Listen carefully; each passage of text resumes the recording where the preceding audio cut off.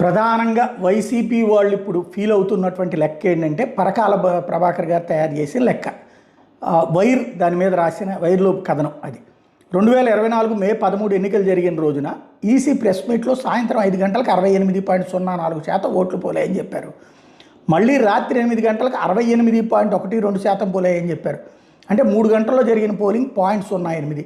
మళ్ళీ రాత్రి 11:45కి 76.5% అని ప్రకటించారు. అంటే 3 గంటల 45 నిమిషాల్లో జరిగిన పోలింగ్ 8.38%. ఎన్నికలు జరిగిన 4 రోజులకి 80.66% ఒకళ్ళు, 81.66% ఇంకొకళ్ళు కేంద్ర రాష్ట్ర ఎన్నికల సంఘాలు ప్రకటనలు చేసుకున్నారు.